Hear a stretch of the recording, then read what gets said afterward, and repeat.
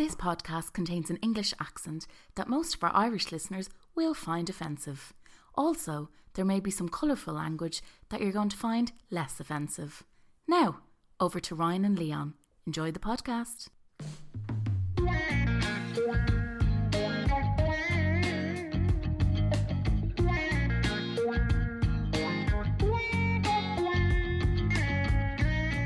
Glad we're on the wine again, I have to say. We've been very good last couple of episodes, but we're back with the Merlot. It's a fucking delicious, well-bodied Merlot, I have to say. Very juicy. Very juicy. I know all the keywords from working in restaurants for many years. It's all the things of how not to say the wine is shit. But this wine's very good. But you could say that it's got a full-bodied. It's a buttery taste at the end. You could say that it's a bit... plum notes, perhaps. A hint of blackberry. Never eaten a plum in my life. It's got dry arse to it, you know. It's got a soggy gooch to it. Yeah. There's a wet flannel at the end of that taste. There's a dry knee, you could say. I don't know. The elbows are all wrong on the knee. But surely, the guys that are doing that for a living, reviewing the wines, in the Irish Times every Saturday they do a whole page, and this one guy, it's always, and he's drinking the wine because he's got the red cheeks and the big nose. Joker he is. Yeah. Big purple lips on him. 4 bottles of wine, and he may as well just copy and paste the reviews. They're exactly the same. He drinks them all at one time as well. Yeah, this is a giant fish bowl that he just drinks out of, and he can differentiate because he's got notions. So, I drink Jacob's Creek with a fucking straw. I wouldn't care. Or Matthias. Is it Matthias with the big bottle? As long as it's wet, I don't give a fuck. I remember being at uni, and the nightclub, they give you a bottle of Blossom Hill for £4. Ooh. And so you just have lads just buying bottles of Blossom Hill and walking around with just in their hands. Just what are you doing? Things have changed. Things have changed. You couldn't afford a bottle of wine in a nightclub now. No. They wouldn't trust you. €45. They would. For a glass of wine, it'd be the same as a bottle of wine. You wouldn't get fucking... Forget it. Best off just going to Lidl and getting yourself a €9 bottle of wine or something. Yeah. Although in Germany, the most you'll ever pay for a bottle of wine is €3.50. Wow. €3.50. We got a lovely Spanish red, €1.80. Oh my god! One of the nicest wines I've ever had. That's it. We're in the wrong country. Why are we here? For poetry, baby. For the poetry. We're back with another episode where there's loads going on. We're going to be looking at Dylan Thomas for the first time after we heard from Dave Jones last week, who has confirmed that there are a lot of Dave Jones in Wales. He messaged us just to confirm that for anyone that was anxious to know that information. Just to let you know, there are loads of them. We're going to talk about Shonakea as well, an event in Dublin that we've both done, and I did it last week, and it's my first time being in the audience and telling a story in a poem, and I just thought it was incredible, so we'll talk about that. But I guess the most exciting thing about today's show is to talk about Oscar Wilde. Oh yeah, Oscar Wilde. Oscar Wilde, part of, I think, everybody's literary, from the dawn of when you could read anything, read words. I think he's. Yeah. We all know, and we all have read something from Oscar Wilde. He's just known as we've read a poem about Oscar Wilde on the podcast before. The one from Brendan Behan. Oscar, and The Young Prince of Sin, which is pretty much what he was like. He lived up to that name so well, and. Obviously he didn't just write poetry, but he wrote, obviously there's the picture of Dorian Gray, he wrote books. Then when he had children, he started writing children's stories. You've got The Happy Prince, and they're fantastic collection of short stories for kids. He wrote in all different kinds of mediums. And then obviously you have say his kind of other side where back in the day he wasn't able to be who he truly was. And I mean, no one could, I guess, back then. If you were a little bit different, or... It was the Victorian era. Everyone was, fucking the Tin Man out of the Wizard of Oz. They were not able to do anything. You know, you couldn't even have a fart for about 50 years without being jailed for it. Do you know what I mean? Yeah. So he was jailed, obviously, in Reading jail, for homosexuality because he was caught. I always wonder who court. What does this mean? Court. A police got what? Are they knocking on doors? Are they listening to two men moaning and going, "Hang on, sir." I think fucking hold on, sir. I suppose it's but it's not what's it say like an East Berlin kind of thing where people are ratting on each other because they're looking for something, you know. Oh, and shit. So he was like a man people of that community maybe doing each other in. well not just... Yeah, careful. Now. Simmer down. But he was a man, obviously, of great... Like, he still is one of the most famous people in the world, in the literary world. Oh, you know? for sure. Yeah, for sure. So if you have... It's like the way people have fucking... You know, like they sell stories to them glamour magazines. If you have a juicy story, you see Oscar Wilde with a man in a pub, or in a pub, in a backstreet bar, or you see him going off to like a hotel or whatever it is. Like, they're gonna sell that story to make money off it. That's pretty much like things haven't changed. No, although luckily homosexuality is not illegal anymore, which is fabulous. That's great. But you're not wrong. Like, Hugh Grant's phone getting tapped up is the same, I guess. Yeah. People are still bastards. People are still fucking wankers. At least you can fart now, which is grand. The same lads who were ratting on Oscar WIlde are taking photographs up Katie Price's skirt, getting in a limo. Same dickheads from then. Yeah, weasels. And then, like, even so, like, he got jailed for 2 years, and then his wife actually changed her surname and their sons to Holland, and he had to, like, basically give up his parental kind of...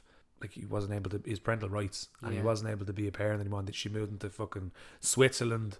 And, you know, like, moved him away from him and distanced herself. But, like, he's just, you know, fabulous writer, though. Like, yeah, that's the thing. It's like the stories... We'll talk about Dylan Thomas as well. Maybe the same thing with him. The stories of their character and their profile, like, sometimes... It adds to the mystique and adds to the allure, let's say, of the writer. But... like, the importance of being earnest is one of the funniest books still, I think, that you can pick up, and that's what's great about him. You know, that's what we should be talking about, like the quality of the writing, rather than who's sucking off. Like, you know what I mean? I don't care. Yeah. Not interested at all. He also is like one of the most quotable man in fucking existence. I'll test you this. So I've got a book here that I picked up, and it's one of those really cool Penguin classic books where it's like a miniature, it could fit into your back pocket. And this is a collection of quotes from Oscar Wilde, and it's called "Only Dull People Are Brilliant at Breakfast." And I'm just going to randomly pick a page of this. It's only like, what, 70 pages long? I love how you just had that fucking just at the ready. Have it there. I just had it at the ready. €2.80 from Dubray Books, like. Brilliant. Unbelievable. So I'll give it you. You pick a page and just read one line from that book. One my favourite quote of all time that he said is, "I've nothing to declare but my own genius." Yeah, brilliant. That everybody knows. Are they all one? What's this? They're all one-liners. The one advantage of playing with fire is that one never even gets singed. It is the people who don't know how to play with it who get burned up. Unbelievable. Fucking dead. And that is like 80 pages of that level. That's... Imagine being him. Imagine being able to walk around the world and just talk like that. But even, like, say, if you think about it, the picture of Dorian Gray, like, it shows with the kind of taboo things that Dorian kind of dabbled in. And you could say, even obviously at the time, homosexuality was a taboo subject. So he probably saw himself as a bit of a Dorian Gray. Of course he did, yeah. You know, hiding behind the mirror kind of thing, and had a shadow self, I suppose, you know. So, yeah. But like, even like this, the one I'm going to read out to you now. So it's based off, he was put in Red in jail. He was jailed. And he wrote a poem about a man. So he was jailed in 1895. His wife left him and went off to Switzerland. And then he wrote this poem in 1898. And it's about a man in Reading jail who's murdered his wife. Ah. Okay. So, but like, now it's a bit long, so our listeners, please bear with me. But it's a fucking phenomenal poem, so you'll be entertained. I'm not going to drown on. Right, let me sit back and enjoy. What's the poem called? It's called "The Ballad of Reading Jail." Brilliant. He did not wear his scarlet coat, for blood and wine are red, and blood and wine were on his hands when they found him with the dead, the poor dead woman whom he loved and murdered in her bed. He walked amongst the trial men in a suit of shabby grey. A cricket cap was on his head, and his steps seemed light and gay. But I never saw a man who looked so wistfully at the day. I never saw a man who looked with such a wistful eye upon that little tent of blue which prisoners call the sky, and at every drifting cloud that went with sails of silver by. I walked, with other souls in pain, within another ring, and was wondering if the man had done a great or little thing, when a voice behind me whispered low, "That fellow's got to swing." Dear Christ, the very prison walls suddenly seemed to reel, and the sky above my head became like a cask of scorching steel. And though I was a soul in pain, my pain I could not feel, I only knew what hunted thought quickened his step, and why. He looked upon the garish day with such a wistful eye. The man had killed the thing he loved, and so he had to die. Yet each man kills the thing he loves. By each let this be heard. Some do it with a bitter look, some with a flattering word. The coward does it with a kiss, and the brave man with a sword. Some kill their love when they are young, and some when they are old. Some strangle with the hands of lust, some with the hands of gold. The kindest use a knife because the dead so soon grow cold. Some love too little, some too long. Some sell and others buy. Some do the deed with many tears and some without a sigh.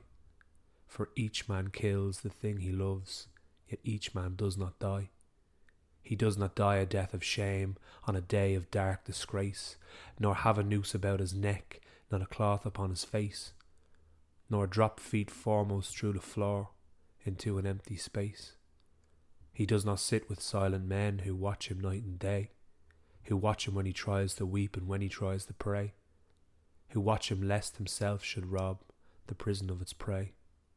He does not wake at dawn to see dread figures throng his room, the shivering chaplain robed in white, the sheriff stern with gloom, and the governor all in shiny black with the yellow face of doom.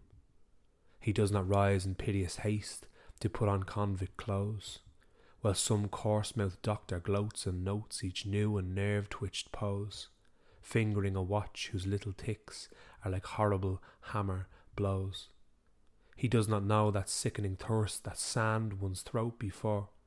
The hangman with his gardener's gloves slips through the padded door, and binds one with 3 leathern thongs, that the throat may thirst no more. He does not bend his head to hear the burial office read, nor while the terror of his soul tells him he is not dead, cross his own coffin as he moves into the hideous shed. He does not stare upon the air through a little roof of glass. He does not pray with lips of clay for his agony to pass, nor feel upon his shuddering cheek the kiss of Caiaphas.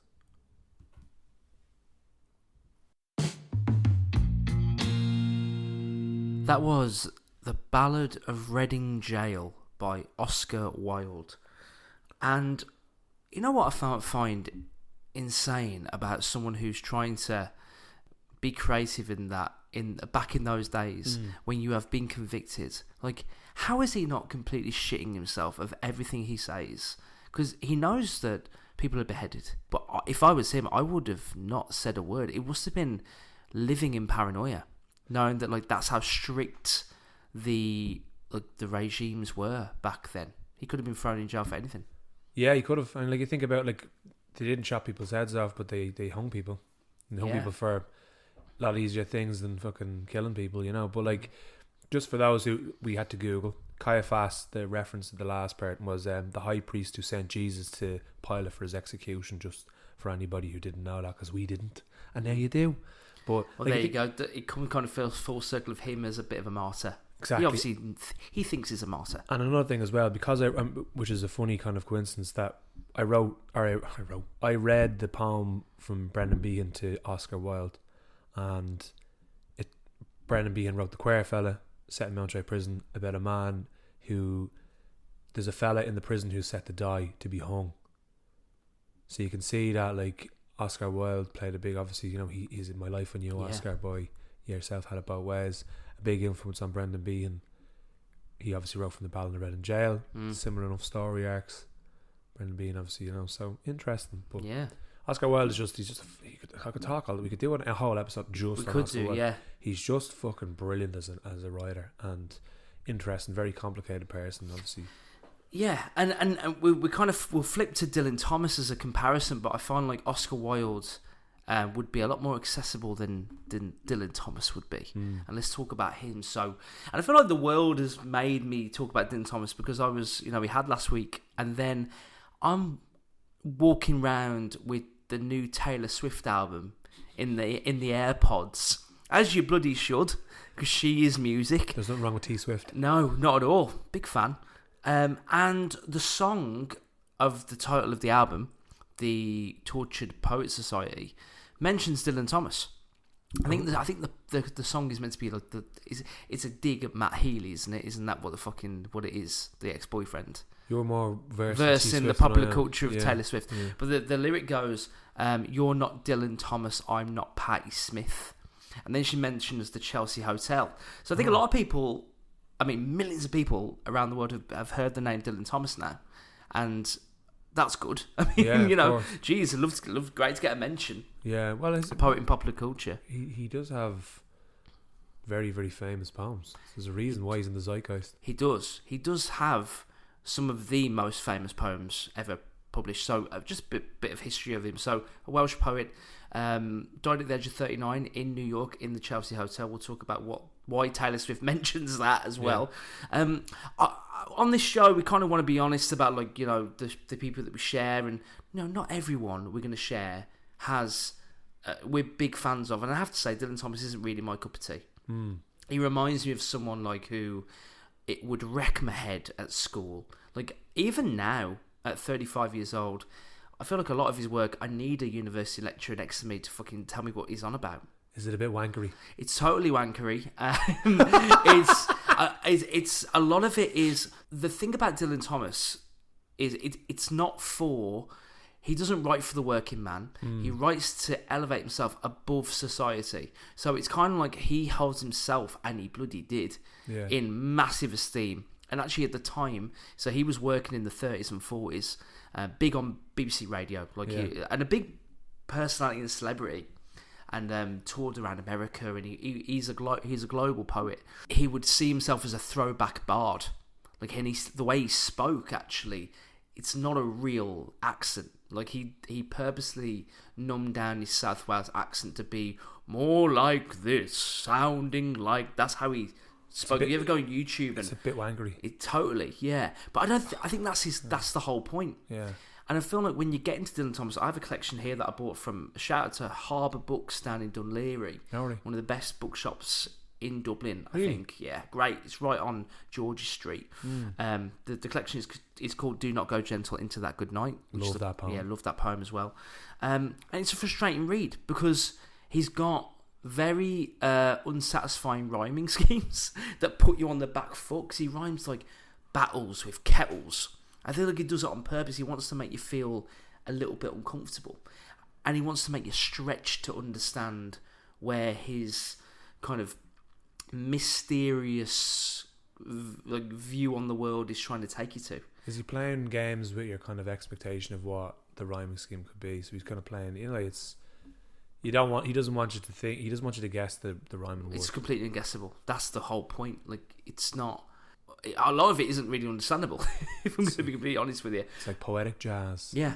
So as an entry point, I mean, this podcast is all about, like, accessibility. I wouldn't suggest that he's a great entry point, but there are some bangers. There are some brilliant ones. And I'm going to read, I wasn't going to read "Do Not Go Gentle Into That Good Night," because I'm like, well, we want to give people poems that they may not have heard of, but you can't not. Fucking do it. You can't not. I've been asking you for weeks. You can't not do Just this fucking poem. do it, Ryan. Come on. Yeah. Mom. I will do it. Do it. All right, this poem is called "Do Not Go Gentle Into That Good Night." And bear with me, I'm not Richard Burton or Michael Sheen, so I'll do it, but, I'm not going to win a BAFTA for it. All right, so this is "Do Not Go Gentle Into That Good Night" by Dylan Thomas. Ooh. Do not go gentle into that good night. Old age should burn and rave at close of day. Rage against the dying of the light. Though wise men at their end know dark is right, because their words had forked no lightning, they do not go gentle into that good night. Good men, the last wave by, crying how bright their frail deeds might have danced in a green bay. Rage against the dying of the light. Wild men, who caught and sang the sun in flight and learned too late, they grieve it on its way. Do not go gentle into that good night. Grave men, near death, who see with blinding sight. Blind eyes could blaze like meteors and be gay. Rage, rage against the dying of the light, and you, my father, there on the sad height, curse, bless me now with your fierce tears, I pray. Do not go gentle into that good night. Rage, rage against the dying of the light.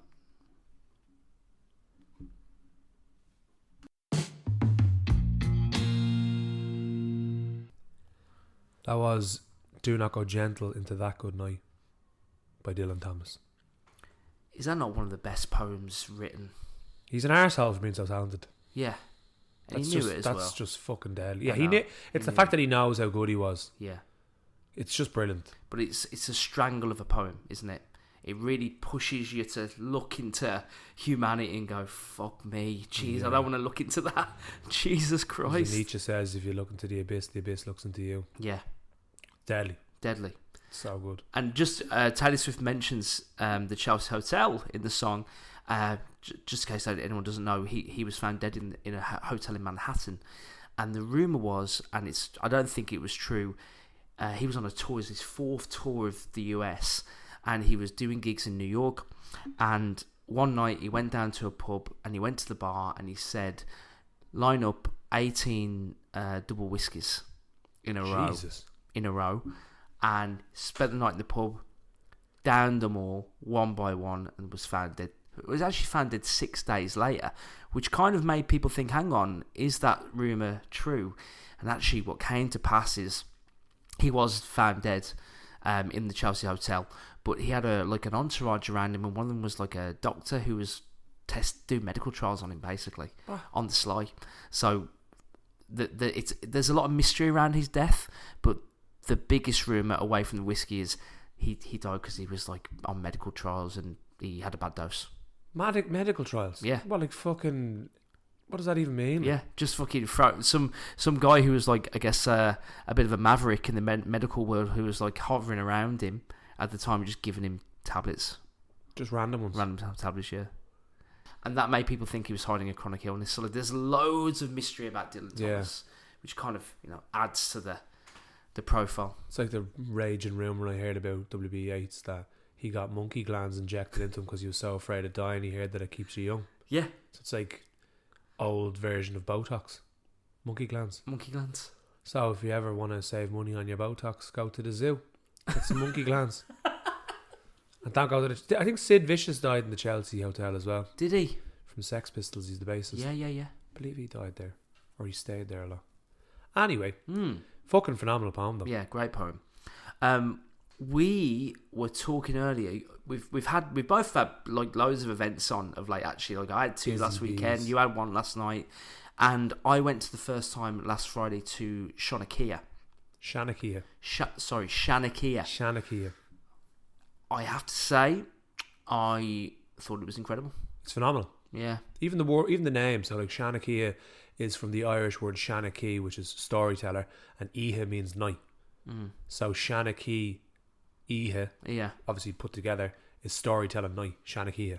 What they've done there, like the space they've created for people who, I mean, hardly any. Like there were 10 performers. There was only 2 poets on the on the set. Like most people were just sharing really interesting and open and vulnerable tales, and you had like 100 people watching every word, sitting, and like I just don't know what's going on in Dublin at the moment, or maybe I don't know if it's just Dublin, but there seems to be a movement of people just being keen to show up and listen to stories. Well, the thing about it actually is, he goes, like Gaff, who runs that, he goes all over the world. That's his job now. He travels.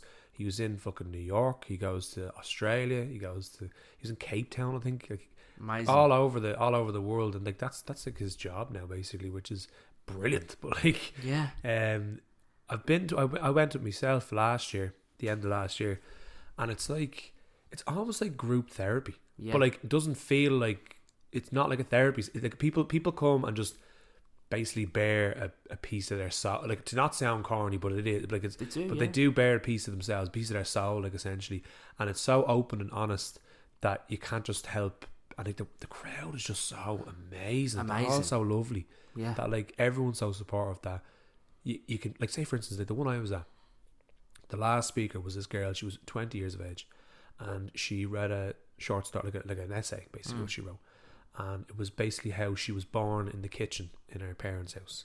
Okay. She talked about how the kitchen was a sign of motherhood, of the family unit. The kitchen is a huge kind of element of the life, where the house that she lived in, her mother obviously gave birth to her on the floor, and she then does this beautiful piece about that. I'm sitting beside her father while this is all going on. Oh, wow. And next thing you know, she goes, yeah, and in the kitchen where I was born is the last place I saw my mother before she died.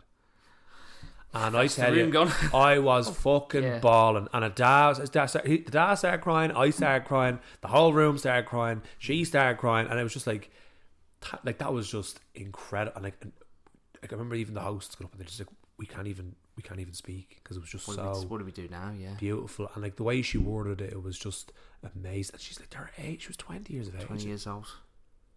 That story there, what you said, and it kind of sums up Shonackia in general as an antidote of, like, you know, there's a lot of anxiety around the world, like especially in Ireland, like people sharing how concerned they are about the global issues that are happening, but you've got a room there where people are just turning up going, I want to find out about you and your real life, to take something away. Do you know what's interesting as well though, is like Irish people are known for not sharing the things that really deeply affect them. They're good for the crack, they're good for getting up and opening up, and you know, they'll welcome you into their house, they'll tell you all the good things, they'll have good times and stuff like that, but they won't talk about things that are like, and it's the parish mentality. It's like, don't let people know your problems, don't air your dirty washing. And it's a new thing for Irish people to it's true, like, it's a new thing for Irish people to open up and say, like, you know, things weren't okay and I've overcome. Before it was just not spoken about. So and I know obviously like every country's different, every culture's different, but for Irish people nowadays to be sharing their intimacies, you know, it's a safe space. So like, it's not people talking about things that they haven't dealt with, it's things that they've gone through but they've got overcome and become more resilient. And the guys that run it do a good job of making sure they prep people. Go, like, if you're not ready to share, have a second think about what you're going to share. So exactly, that's a great space to have. And fair play to Gaff and Daniel Galvin, who was hosting my event.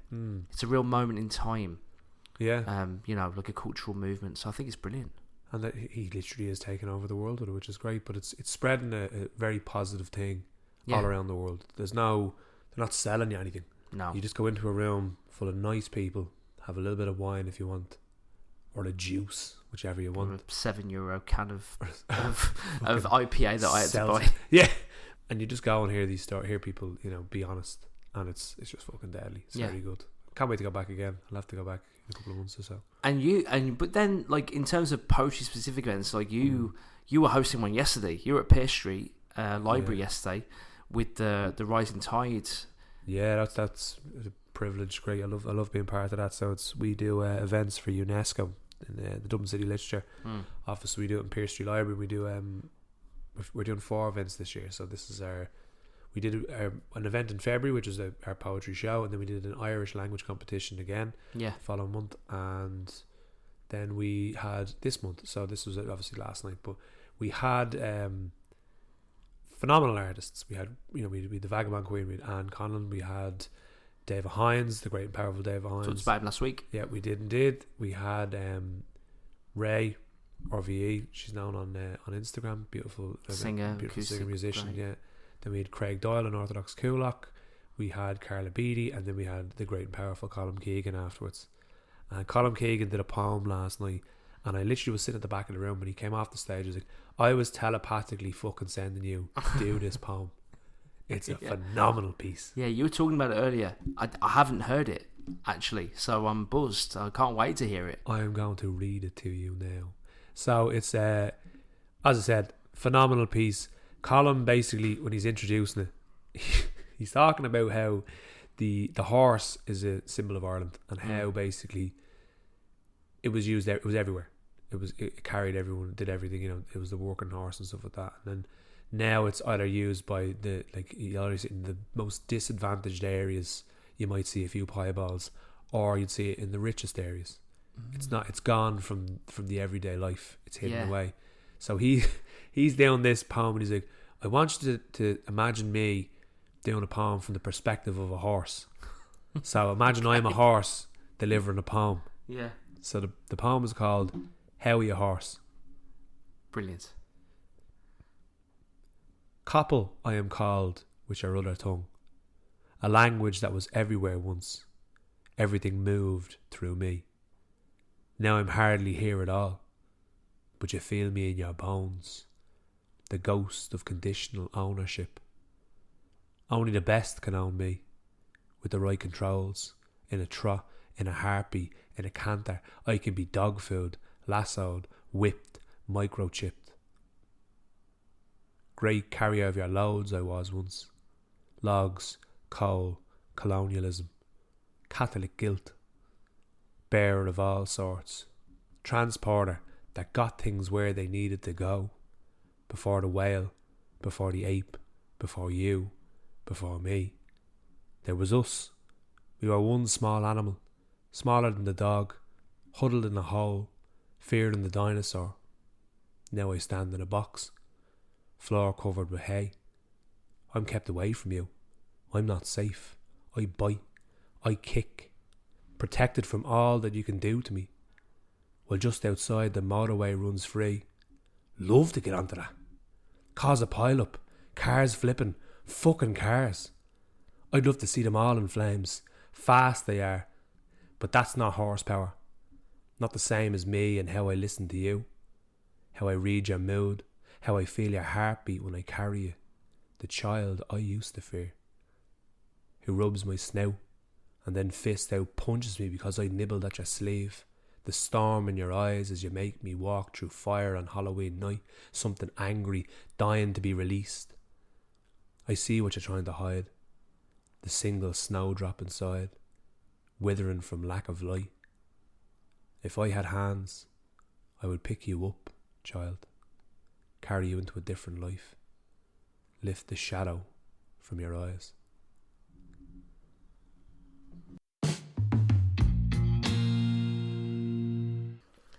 That was Howya Horse by Colm Keegan. No words. Genius. Absolute genius. Very outside the box. Yeah. Or outside the stable, whichever one you want to say. Yeah, you were saying that like horses are still like, are they like roaming around the suburban Dublin? Like, Colm's from Ballymun. Like, yeah. Ballymun would have horses, and then like say if you look at like say Darndale, like there's a thing. So you know where the M1 and the M50 starts. Yeah. There's a Clayton hotel, big Clayton, and if you ever read the reviews on the hotel, they're like American tourists. Horses. And they're like, oh my god, this, like, you know, this is so beautiful, so quaint, the Irish countryside. Like, they even have stables. No, they're fucking pieballs that are out in the fields that are just there, like, you know, like, and you know, it's not just like travellers that would have them. You'd have them in other areas. Like, as I said, you'd have them in Ballymun and stuff like that. People oh my god, it was like a movie. I went to Ireland and there were horses. I can't believe it. It's so beautiful. Some scumbags still having a wild horse in a fucking, you know, tracksuit we got from Moore Street, wearing a pair of knockoff Balenciagas. You know what I mean? But there's still, it's brilliant, man. It's interesting because, like, you know, the horse is either now, and it is true with the poem, like the horse is either in very, very kind of, you either have to be really, really rich or really, really poor. Yeah. Do you sometimes, like, especially around the racing season, like the Grand National and Cheltenham, there's always that conversation around like the treatment of horses, and yeah, it's I don't know. I have a feeling like in 100 years' time we're gonna look back and go, do you remember what we did with the horses? Like, you know, I just think it'd be like a flashback moment in time of like, I think inevitably at some point we're gonna stop dicking about with horses. Or they're gonna like, race and they're gonna evolve and kick the fuck out of us. Like Planet of the Apes. Yeah, Planet of the Horses. You're gonna start walking around with the hind legs. Yeah, battering us, punching the head off you. I don't. They're gonna start sitting on you. They're gonna start sitting on you. Fucking ride you down the canal. Yeah. Why are you so slow, you prick? Oh, that made me think of. I'm reading the Blind Boy short stories, and the first time I kind of saw Blind Boy was part of the Rubber Bandits, and Horse Outside. Oh my god! It feels like when I moved to Ireland, actually, the people all they wanted to talk to me about was Father Ted and the Rubber Bandits. Yeah, They have a great song, Roisin, I Want to Fight Your Father. I want to fight your father. Roisin, I want to fight your father. I was actually in Limerick City on Sunday. That's Limerick City. It's on the marathon. Fucking savage it was. Beautiful city. Always running. Yeah. They say you can't go a day without a snail being thrown at your gaff in Limerick City. Really? According to the Rubber Bandits Guide to Limerick, yeah. You can see it on YouTube. Yeah. Anyway. What power are you going to do?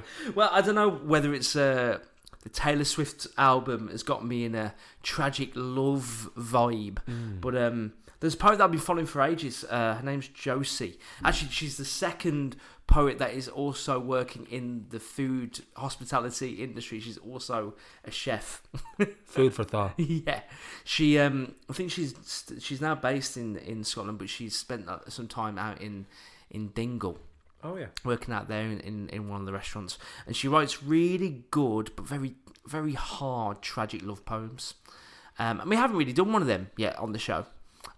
We usually keep it quite light or talk about really fuck it, let's make them throwback historical yeah bad things that have happened. We've done Dylan Thomas times. Yeah, exactly. We've done about a man killing his wife and been jailed for and gone to hang. So we might as well keep up with the hell tragic love poems. Yeah, I wanna read you this one. This is from Josie Cameron, and it's called Your Favourite Jumper.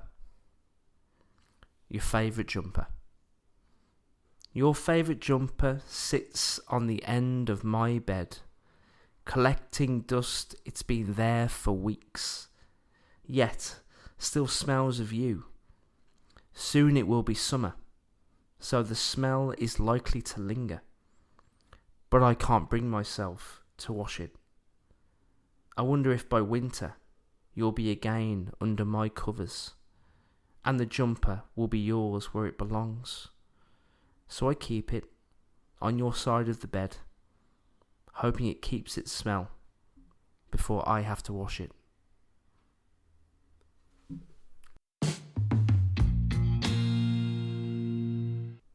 That was Your Favourite Jumper by Josie Cameron. Had a bit of a Taylor Swift vibe, didn't it? It did, but I could definitely picture everything in that, and the smell of somebody who isn't there anymore. Yeah, because when people pass away and stuff like that, and you keep the clothes in the wardrobes, and the clothes still smell like them. That's another thing you could kind of. But it's a lovely poem. Yeah, it's nice. You can feel the longing, can't you? Yeah. There's longing there, and if you want to read more of Josie's work, she's at most of her work's on TikTok, and it's Josie Josie Cameron 1 on TikTok. Brilliant. Yeah. The Agony Aunt. It feels good that we're back in the light, because last week's Agony Aunt, although it was a great share about how do you know we're on the right path. Kind of feels good to get a bit light on this now. Although we're dealing with a dilemma. We are dealing a huge dilemma. So, dear Agony Aunt, there are two colleagues in work that don't get on at all. I get on with both of them, but there is friction because I think they're both trying to sway my opinion of the other. Send help. So, office politics. I've been to the corporate observatory to stargaze at some lunar eclipses. Yeah. And I've written down some notes on my findings of cosmology. And I've come out with a poem from my stargazing. Yeah. It's called Woes at Work. Woes at Work. I've had an accident at work, which I'm not sure how to fix. See, I have an assortment of colleagues like a big bag of pick and mix. They each have their temperaments, opinions and personalities, and sometimes they clash, which leaves me in between. See, my predicament is that I let it slip to Mark that I'm friends with Brenda, and he said, Jesus, how could you be friends with her? Then he went on a rant about how she's a tramp, and last week he reckons she shredded his stamp collection. I don't know why you keep it in the office. And then last Tuesday, whilst over the coffee, Brenda walked past us laughing over banoffee. Myself and Mark both have sweet tooths. See, I kind of knew they didn't get on, but didn't pay it any mind. But now they're trying to steer me from each other, and they're not being very kind. Why would you be with them? That one's a tick. The smell of their breath makes me bloody feel sick. So I'm like Malcolm in the middle, caught between a rock and a hard place, and I'm trying to stay friends with both, but their carry-on is disgraceful. I guess I'll need to sit down with them both and tell them they'll have to play nice, because if they keep up this carry on, they'll have to pay the price. See, I won't be there, mate. So long, Brenda and Mark. I'll be in the lunchroom with Bill, because he's just fucking great. None of this nonsense. All smiles and carefree, while the other two idiots will be stuck without me. Surely that's got to help. Go on, Bill, you fucking legend. Mark and Brenda can fuck off. They can fuck off. We get it too old for this sort of thing, don't we? It's petty. Just talk to someone else. Life is much better and much more interesting when you're not dealing with petty squabbles. Don't need to be squabbling. No squabbling. Less squabbling. More loving and enjoying. Loving as in just loving each other. You know what I mean? Don't take your mind out of the gutter. But it's just like just being nice to each other. Being sound. Don't be an arsehole. Especially not work. Work is hard enough as it is without having to deal with bastards all day. Yeah, and it's annoying when now you're at a stage where you don't want to be an arsehole and you're conscious of not being an arsehole, and then you're faced with an arsehole and you're like, I'm just too busy thinking about why you're an arsehole to even listen to you. Yeah. Stop being an arsehole. So the moral of the story is don't be an arsehole. Yeah. I think that was the moral of last week's story as well. There's a common thread to our podcast. Yeah. It's like, don't be an arsehole, be sound. Be sound. And that's what you can just, you can live your life by. Get your mantra, get it on get it framed and put it on your wall like a Ted Lasso inspirational quote. Believe. You can slap that arsehole when you leave your you leave your house every day. Well, speaking of being sound, we were kind of spitballing, weren't we, about like what we'd like to do, and we've been kind of hearing from a lot of people about, and we're so grateful where it's landed and people listening. So we kind of want to start building a bit more of a community, don't we? So what we're going to do, we're working on a couple of things down the line, maybe a book club. More content. More content, bringing guests on as well. So we're going to start a Patreon. Now, listen, it doesn't matter. It really doesn't matter what you put in it, but it's going to be available to you if you want to get involved, if you want to contribute to the show. We just want to give you a way to kind of do that and actually build relationships with other listeners, because I think that's the point, isn't it? It'd be great to get a WhatsApp group going with the listeners where we can kind of share poems and.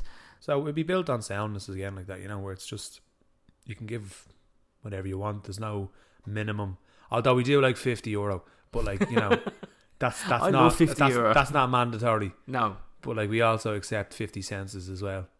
It's whatever you feel like donating to help this kind of grow, and in turn we'll try build this to make it bigger and have more features, more things to kind of just more stuff, because it's been great so far. We're loving it. We're loving the fact that we're opening doors for new people interested in poems, but we'd love to kind of stretch it out more and give you lot more to do as well. Actually, we could interview Michelle Obama if you give us enough money. I'm not sure how much money it'll cost, but we could do something like that if we had the funds. If we had the funding, do you know what I mean? We could afford €11 bottle of wine as opposed to a €9 bottle of wine. So be sound. If you want to donate, It'll be on the we'll share it out. It'll be on the link on the Instagram. Just click it and you'll see the Patreon. As always, get in touch. We're getting continuous people now dropping us lines, and we love it. We're sharing voice notes back and forth about how pumped we are whenever we hear from someone. So email us the poetrysdeadpodcast@gmail.com, the Instagram, the Poetry Dead Podcast. Comment on the TikTok. Give us a follow. And you know what? The sun's out now, so put us in your ears, take us for a walk wherever you are, take photos of where you are, show us where you're listening. Get your crisp and dry on, a bit of carrot oil maybe. It's good for the old skin when you're getting yourself a tan. Prepping for the beefer trip. Having a hot girl summer as opposed, what the T Swift says. We've been talking about T Swift quite a lot now. Do you want to listen to some? Of course I do. I'll put it on. I stay up too late. Nothing in my brain. On that note, Leon, thanks for your time. Always a pleasure. Never a chore run, baby. See you a lot later. Ciao, ciao.